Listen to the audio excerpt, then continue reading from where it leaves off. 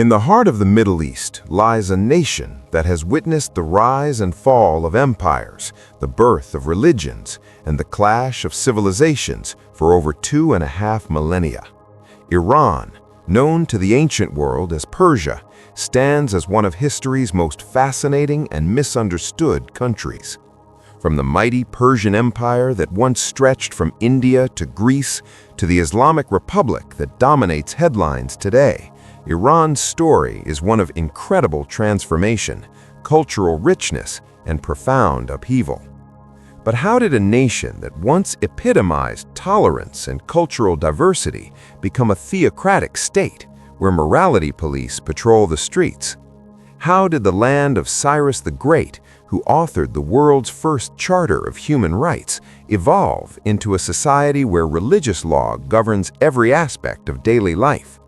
The answer lies in a complex tapestry of conquest, faith, foreign interference, and revolution that spans centuries. To understand modern Iran, we must journey back to ancient Persia, where one of history's greatest empires emerged from the Iranian plateau. The Persian Empire, founded by Cyrus the Great in 550 BCE, was revolutionary not just in its size, but in its approach to governance. Unlike other ancient empires that imposed their culture and religion on conquered peoples, the Persians practiced remarkable tolerance, allowing local customs and beliefs to flourish under their rule. The Persians were followers of Zoroastrianism, a religion that would profoundly influence the Abrahamic faiths that followed. Zoroaster, the prophet who founded this faith, introduced revolutionary concepts that seem remarkably modern today. The struggle between good and evil, free will, divine judgment, heaven and hell, and the worship of a single creator God. These ideas would later find their way into Judaism, Christianity, and Islam, making Zoroastrianism one of history's most influential religions, despite its relatively small number of followers today. For over 1,000 years, various Persian dynasties ruled vast territories, creating a rich cultural legacy that celebrated poetry, art, and learning. The Persian language became the lingua franca of much of the Islamic world, and Persian poets like Rumi and Hafez would later achieve global recognition. This was a civilization that prized intellectual achievement and cultural sophistication, values that would endure even as political power shifted. Everything changed in the 7th century, when Arab armies swept out of the Arabian Peninsula, carrying with them a new faith called Islam. The conquest of Persia was swift and decisive, bringing an end to the Sassanid Empire and introducing a religion that would fundamentally reshape Iranian society. However, the Islamic conquest of Iran was not merely a military victory. It was the beginning of a complex cultural synthesis that would define the region for centuries to come. Islam, meaning submission in Arabic, brought with it a comprehensive worldview that governed not just personal belief, but every aspect of social and political life. Unlike Christianity, which developed alongside secular Roman law, Islam emerged as both a religion and a legal system. The Quran, believed by Muslims to be the literal word of God, provided the foundation for Islamic law, known as Sharia. This legal framework covered everything from worship and personal conduct to commerce and criminal justice. The Islamic concept of commanding right and forbidding wrong became central to Muslim society. This principle, drawn directly from the Quran, obligated believers to ensure moral behavior within their communities. It wasn't merely a personal responsibility, but a collective duty that would later provide the theological foundation for institutions like Iran's modern morality police. While Islam quickly became the dominant religion in Iran, the story took a dramatic turn in 1501 with the rise of the Safavid dynasty. The Safavids made a decision that would forever alter Iran's place in the Islamic world.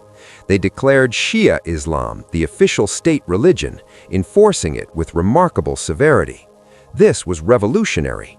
Shia Islam, which had developed around the belief that Ali, the Prophet Muhammad's cousin and son-in-law, was his rightful successor, had been a persecuted minority sect throughout most of the Islamic world. The Safavids not only embraced Shi'ism, but imposed it on their subjects at the pain of death, requiring all Iranians to curse the early Sunni leaders. The transformation was profound and systematic. Shia clerics from across the Islamic world flocked to Iran. Seeing an opportunity to create their ideal Islamic state, these religious scholars, known as the ulama, developed a symbiotic relationship with the Safavid rulers. The clerics provided religious legitimacy to the state, while the rulers elevated the ulama to positions of unprecedented power and social status.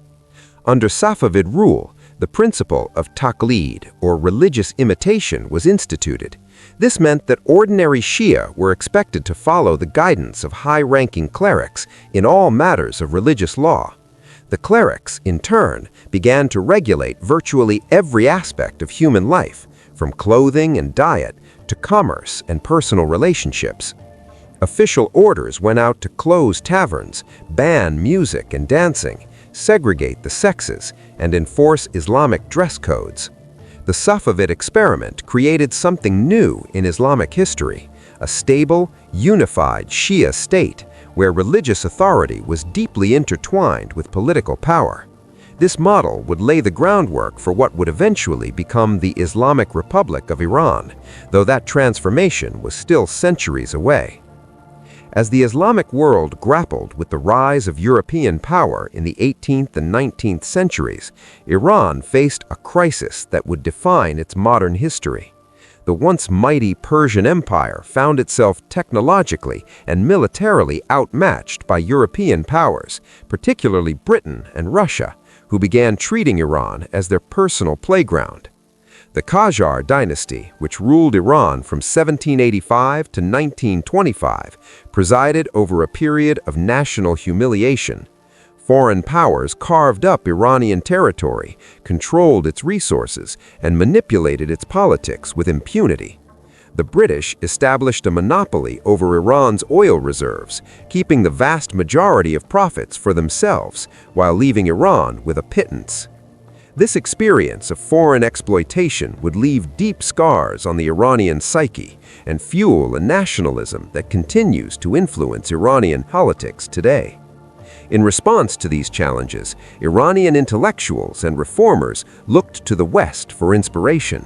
The Constitutional Revolution of 1906 represented a remarkable attempt to modernize Iran through democratic reform. This peaceful revolution established Iran's first constitution, created a parliament called the Majlis, and attempted to limit the power of the monarchy while protecting individual rights. However, these democratic aspirations were repeatedly frustrated by foreign interference. Britain and Russia, fearing the loss of their influence, actively worked to undermine Iran's constitutional government. The discovery of oil in Iran only intensified foreign meddling, as these resources became too valuable for outside powers to ignore. The failure of constitutional democracy paved the way for a different approach to modernization. In 1925, Raza Khan, a military officer, seized power and established the Pahlavi dynasty. Both he and his son, Mohammad Raza Shah, pursued a philosophy of secular nationalism, attempting to modernize Iran by force while suppressing both political opposition and religious influence. The Pahlavis viewed Iran's Islamic identity as an obstacle to progress.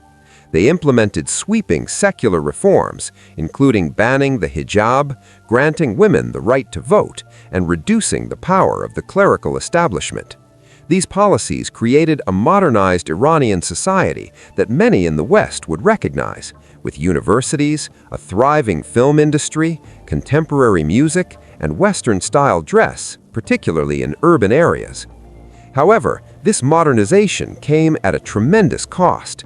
Both Pahlavi rulers governed as autocrats, using secret police to terrorize political opponents and suppress dissent.